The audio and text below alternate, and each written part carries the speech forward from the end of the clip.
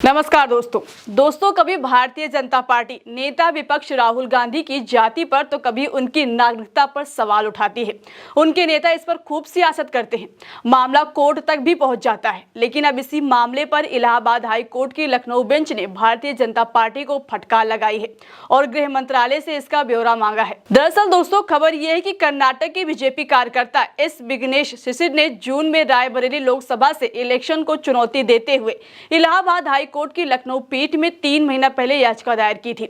याचिका में राहुल गांधी को विदेशी नागरिक बताया गया है, जिसमें कहा गया है कि राहुल गांधी भारत के नहीं बल्कि ब्रिटेन के नागरिक हैं। उनके पास दोहरी नागरिकता है और दोहरी नागरिकता की वजह से ना तो राहुल गांधी चुनाव लड़ सकते हैं और ना ही सांसद बन सकते हैं।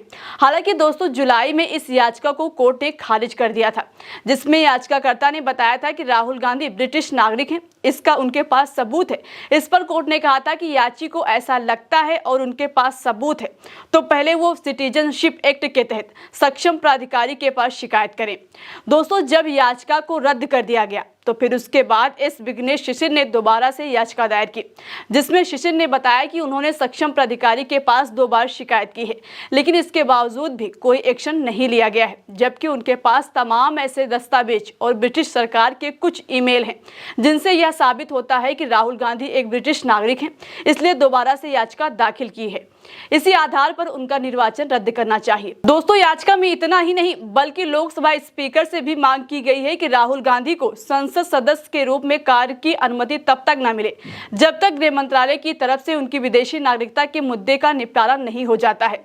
साथ ही ये भी पूछा गया है कि कांग्रेस नेता राहुल गांधी किस कानून के अधिकार के तहत लोकसभा सदस्य के रूप में काम कर रहे हैं, जिस पर इलाहाबाद हाई कोर्ट की लखनऊ बेंच में सुनवाई हुई और कोर्ट ने बीजेपी कार्यकर्ता की शिकायत पर गृह मंत्रालय से ब्यौरा मांगा। कोर्ट ने कहा कि पहले हम इस पर सरकार का फैसला जानना चाहेंगे कि उन्होंने शिकायत पर क्या और किस तरह का एक्शन लिया है।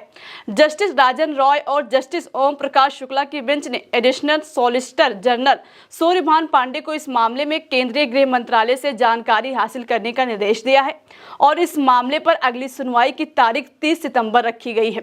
दोस्तों ऐसा पहली बार नहीं है कि जब राहुल गांधी की नागरिकता पर सवाल उठा है, बीच बीच में भी उनकी नागरिकता पर सवाल उठते रहे हैं, यहाँ तक कि विवाद सुप्रीम कोर्ट तक पहुंच चुका है। इससे पहले दिल्ली के 2 लोग राहुल गांधी की नागरिकता पर सवाल उठा चुके हैं। उन्होंने दावा किया था कि एक कंपनी के 2005 और 6 के रिकॉर्ड में राहुल गांधी को ब्रिटिश नागरिक बताया गया था। याचिका में दावा किया गया था कि राहुल गांधी ने अपनी मर्जी से ब्रिटिश नागरिकता ली है और इसकी जानकारी नहीं दी है। दोस्तों उस समय सुप्रीम कोर्ट के चीफ जस्टिस रंजन गोगोई थे और उनके नेतृत्व वाली पीठ ने इस याचिका को खारिज कर दिया था। तब जस्टिस गोगोई ने कड़ी फटकार लगाई थी और कहा था कि अगर कोई कंपनी किसी फॉर्म में राहुल गांधी को ब्रिटिश नागरिक बताती है तो इसका मतलब यह नहीं है कि वो ब्रिटिश के हो गए। सुप्रीम कोर्ट ने यह भी कहा था कि याचिकाकर्ता समाज सेवा करने की राजनीति कर रहे हैं। इसके अलावा 2019 में सुब्रमण्यम स्वामी ने भी सवाल उठाए हैं, जिसका मामला अभी भी दिल्ली हाई कोर्ट में चल रहा है। दोस्तों इस तरह से तमाम नेताओं की तरफ से राहुल गांधी की नागरिकता पर सवाल उठाए गए हैं। दोस्तों यहाँ पर एक सवाल ये उठ रहा है कि जिस तरह से पिछले कुछ दिनों से राहुल गांधी संसद से लेकर संसद के बाहर और जनता के बीच बीजेपी के गलत फैसले के खिलाफ नजर आ रहे हैं, क्या उससे बीजेपी को डर सताने लगा है? क्योंकि दोस्तों 2004 से लगातार राहुल गांधी सांसद हैं, लेकिन तब तो राहुल गांधी की नागरिकता पर कोई सवाल नहीं उठा।